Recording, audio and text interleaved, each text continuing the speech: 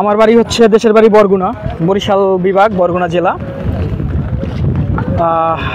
আমি আসছি মূলত ঢাকা থেকে।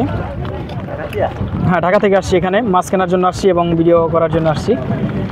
তো এখানে আসার পর খুব ভালো লাগছে আর কি, বিভিন্ন ধরনের মাছ দেখে সত্যি মনটা ভরে ওঠে, খুবই আনন্দ পেয়েছি। এবং আর যেটা আপনাদেরকে দেখাতে চাচ্ছি সেটা হচ্ছে যে এই যে জালগুলো, এখানে মূলত যে পাঁচমিশালি যে মাছগুলো, এই মাছ সব বিভিন্ন ধরনের মাছ কিন্তু এই জালে আসে। তো এই জালটা আমরা এখন দেখব কী ধরনের মাছ এটা আসে অলরেডি, ততক্ষণ সাথে থাকবেন। এখানে কিন্তু আরও অনেক ফিশিং বোট রয়েছেন, এই যে অলরেডি আসতেছে বা জাল ফালানো আছে। এই একটা যাচ্ছে, এই এখন এটা যাবে।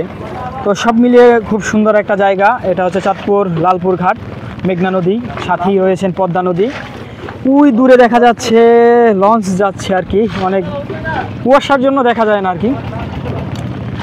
এই যে লঞ্চ যাচ্ছে, ওই যে দূরে লঞ্চ যাচ্ছে, ঠিক আছে। এই যে ট্রলার যাচ্ছে নদীর দিকে, আর এখানে জাল টানা হচ্ছে। জালটা অনেক বড়, টানতে অনেক সময় লাগতেছে। হ্যাঁ, সত্যি যদি আপনাদেরকে দেখাই যে ওই যে দূরে রয়েছে, ওই যে এই যে লঞ্চ যাচ্ছে দেখেন, এই যে ঢাকার উদ্দেশ্যে লঞ্চ যাচ্ছে। এখানে লঞ্চ রয়েছে, এই যে এই দিকটাতে ওই যে দেখা যাচ্ছে লঞ্চ, বিশাল বড় বড় লঞ্চ যাচ্ছে এখান থেকে।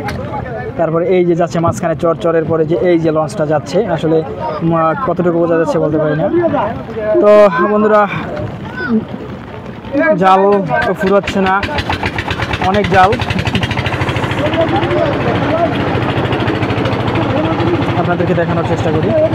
এখানে কিন্তু অলরেডি খুব সাবধানতা অবলম্বন করে ভিডিওগুলো করতে হচ্ছে, কারণ আমি একদমই পাড়ে রয়েছি।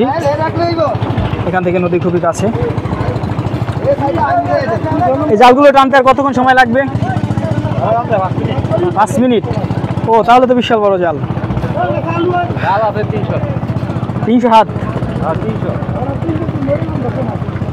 এখানে প্রচুর পরিমাণে জাল রয়েছে, এখনো প্রায় 5 মিনিটের মতো লাগবে। অলরেডি আমি 5 মিনিট ধরে দেখতেছি জালগুলো টানতেইছে। তো জালগুলো টানতে থাকুক, যখন টানা শেষ হবে তখন আবার এখানে আসব। তার পাশাপাশি আমি যদি আপনাদের আশপাশটা একটু দেখাই, এই হচ্ছে ফিশিং বোটগুলো। ওই যে নৌকার উপরে যে এই যে ক্যারেটের ভিতরে কিন্তু পাঁচমিশালি মাছ রয়েছে, এগুলো নিয়ে যাবে সরাসরি ওই যে ওখানে যে বাজার আছে, বাজারে ডাক হবে, ওখানে নিয়ে যাবে। এই বিভিন্ন শুভাকাঙ্ক্ষীগণ রয়েছে যারা অলরেডি মাছ কিনেছেন, আরও যারা আছেন তারা মাছ কিনবেন, তাদের চাহিদা অনুযায়ী বিভিন্ন ধরনের মাছ কিনে নিয়ে যাবেন।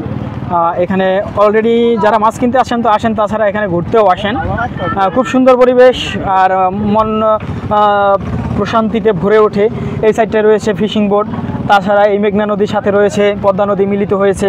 তারপরে আবার ওই দূরের থেকে লঞ্চ দেখা যাচ্ছে, লঞ্চ ঢাকার উদ্দেশ্যে যাচ্ছে। ওই যে ওই পাশটাতে লঞ্চ, আবার গ্রামের বাড়ি যা যেথায় আর কি, ওইটা ওদিকে যাচ্ছে আর কি। ওটা হচ্ছে যাই হোক, এইটা যাচ্ছে ঢাকার উদ্দেশ্যে, আর এটা হচ্ছে, আর এই লঞ্চটা যাচ্ছে হচ্ছে ঢাকার বিপরীতে।